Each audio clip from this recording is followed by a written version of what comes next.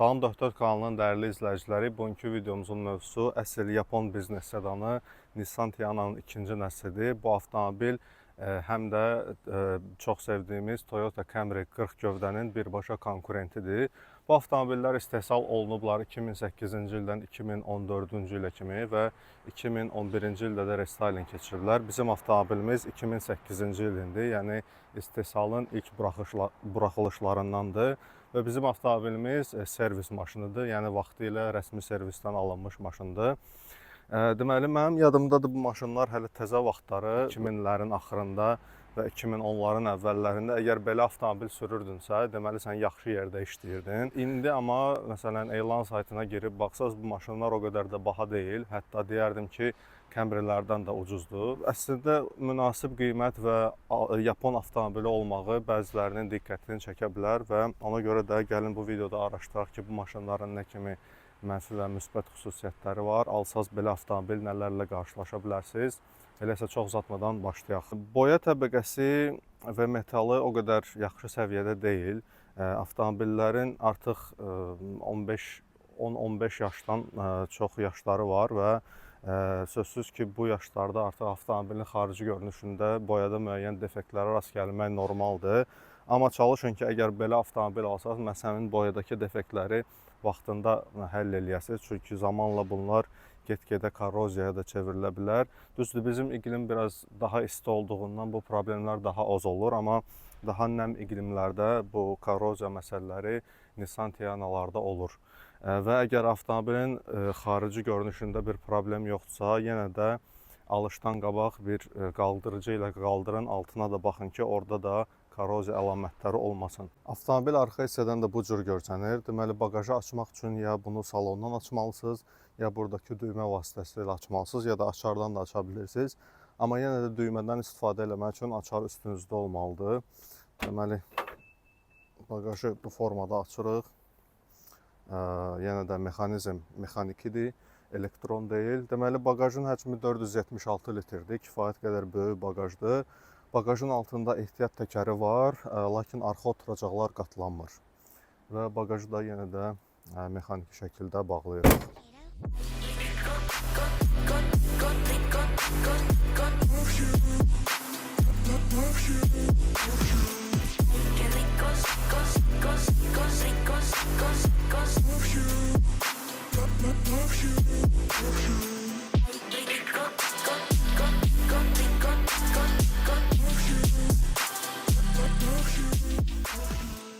Nissan Tiana'nın salonundayam. Salon çox genişdir. Burada oturmaq çox rahatdır. Hətta sərnişin oturacağının ayaq dəstəkləri belə var. Deməli, oturacaqların qızdırılmasıdır, soyudulmasıdır, yaddaş paketidir, elektron idarə olunmasıdır. Yəni, bu maşında var. Sükanımız multisükandır. Cruise kontrolun, multimediyanın idarəsi var sükanın üzərində. Cihazlar panelimiz analogdur. Bord kompüteri də var. Avtomobildə start-stop sistemi də var. Düzdür, artıq yaş keçdiyinə görə burada Android monitor quraşdırılıb sonradan. Avtomobildə panoramik tavan da var. Tavan açılır, bağlanır. Eynək qoymaq üçün yer günlüklər, dirsək altlığı, stəkanlıqlar. Yəni, hər şey var bu maşında. Sizə hətta bu gün belə lazım ola biləcək. Salonda nəyi yoxlamaq lazımdır? Hər şeyi. Bütün elektronikanı yoxlamağınız məsləhətdir. Düzdür, bu Yapon avtomobillərində xüsusi bir mürəkkəb elektronika olmur. Amma yenə də həm özünüz yoxlayın avtomobil almamışdan qabaq, yəni peçidir, kondisioneridir, şüşələrin qaldırılıb endirilmə mexanizmidir, oturacaqların mexanizmidir, həm də ki, bir elektron diaqnostika elətdirsəz yaxşı olar. Avtomobilin arxa cərgə oturacaqlarında da oturmaq olduqca rahatdır. Deməli, qabaq oturacaq mənim boyuma görə tənzimlənib, yəni 1.75 metr. Mən öz arxamda rahat otura bilirəm, diz və baş məsafəm də var, baxmayaraq ki, avtomobildə panoramik tavandır. Böyük dirsək altlığı var, çox rahatdır. Deməli, burada da 2 ədəd stəkanlıqdır, hava deflektorlardır. Təəssüf ki, arxa oturacaqların qızdırılması, soyudulması belə funksiyaları yoxdur. Burada sadəcə 2 dənə cipdir və demək olar ki, bu qədər.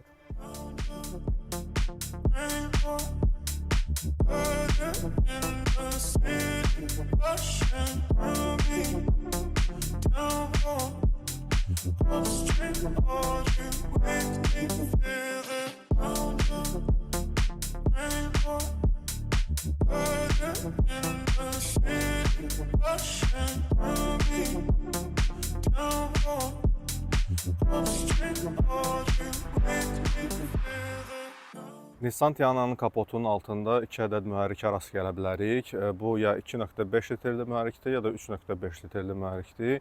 İkisi də VQ seriyasına aid mühərriklərdir və ikisi də V6-dır. Deməli, bizim maşında 2.5 litrli mühərrikdir. V6 atmosferik mühərrikdir. Olduqca dözümlü mühərrikdir. Bu motorların hardasa 400 min kilometr kimi bir resursu var.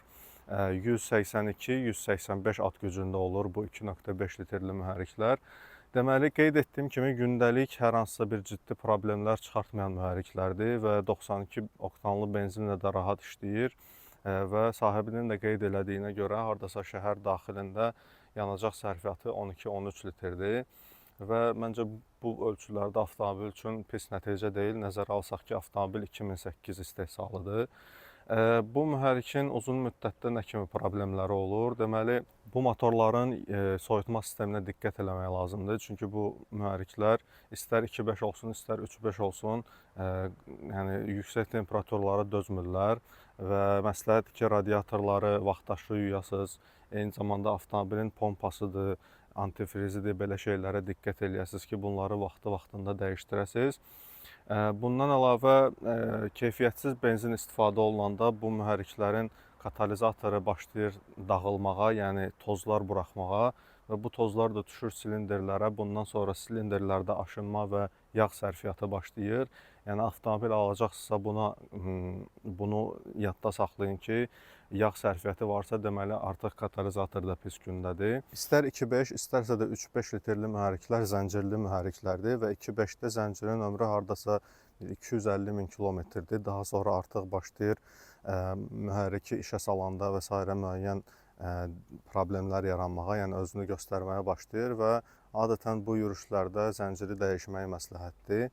Və bundan əlavə mühərrikin hər hansısa bir ciddi problemləri yoxdur. Və bir də bu avtomobillərin kapotunun altında 3.5 litrli mühərrik olur. O da VQ seriyasına aiddir. Yəni 2.5-ə aid elədiyim şeylər 3.5-ə də aiddir. 3.5 də olduqca dözümlü mühərrikdir. Yəni hardasa 500 min kilometr resursu var. Amma onun zənciri artıq hardasa 150 min kilometrdə başlayır uzanmağa və bu yürüşlərdə də onu dəyişmək məsləhətdir. Bir də ki, yenə də 3.5-lərdə də alışdan qabaq yoxlatdırın ki, yəni yağ sərfiyyatı olmasın. Çünki yağ sərfiyyatı varsa, bu artıq silinderlərdə də aşınmanın olduğu mənasına gəlir.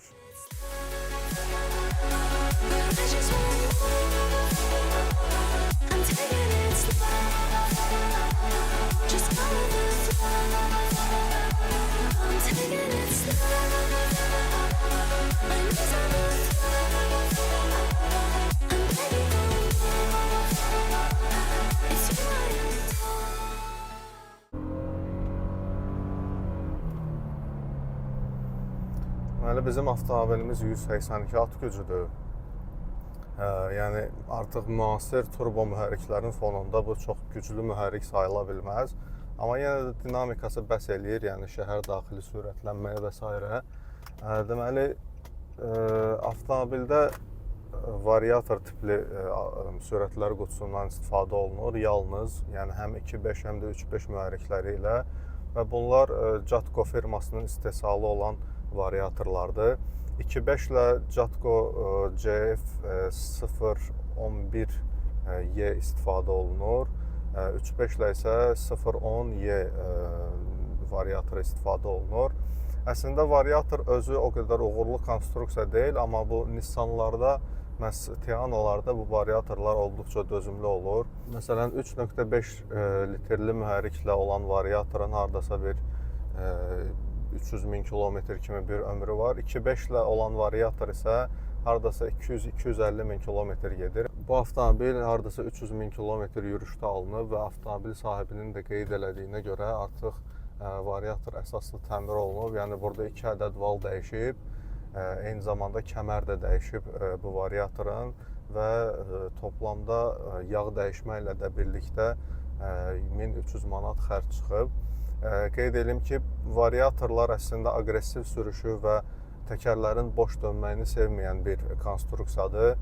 Ona görə də belə şeylərə diqqət eləyin. Adətən variatorlar məhz aqressiv sürən sürücülərdə problem yaradırlar.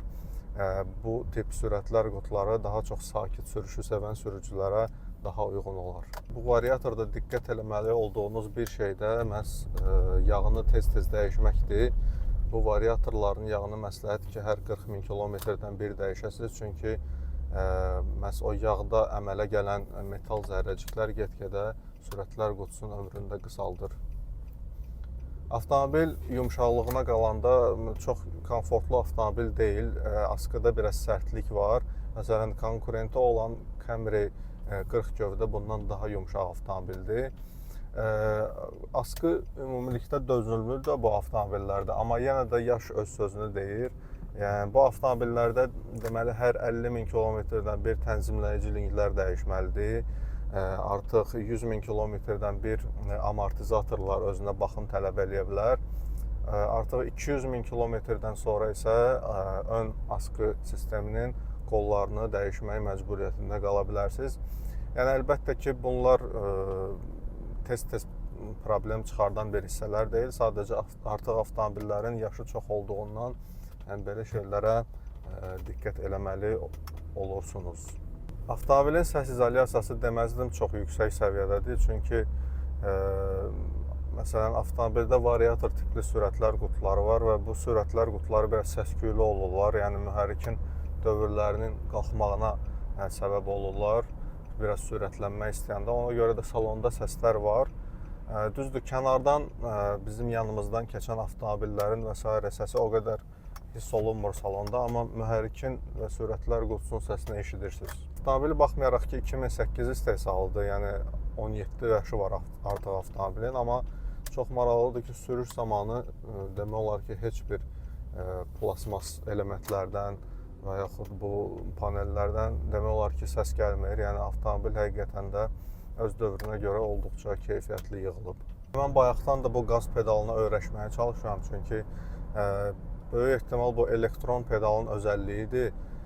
Siz avtomobili yerindən götürmək istəyəndə qaza basırsınız və ilk saniyələrdə o qədər bir şey hiss eləmirsiniz. Amma daha sonra qaz pedalı çox belə kəskin reaksiya verir. Yəni, başqa maşından düşüb bu maşına oturanda biraz buna öyrəşmək tələb olunur. Gəldik, çatdıq videonun sonuna. Videonun sonunda nə demək olar? Əgər siz səliqəli sürücüsünüzsə, hansı ki, avtomobili aqressiv idarə eləməyi sevmirsiniz və bilirsiniz ki, avtomobili nə zaman vaxtında qulluq eləmək lazımdır, Nissan Tiana'nın ikinci nəsli tam da sizə uyğun olan bir biznes sedan avtomobilidir. Belə dəyərli izləyicilər, bu videonun da sonuna gəlib çatdıq. Sosial media hesablarımıza və kanalımıza abunə olmağı unutmayın. Gələn videolarda görüşənədək sağ olun.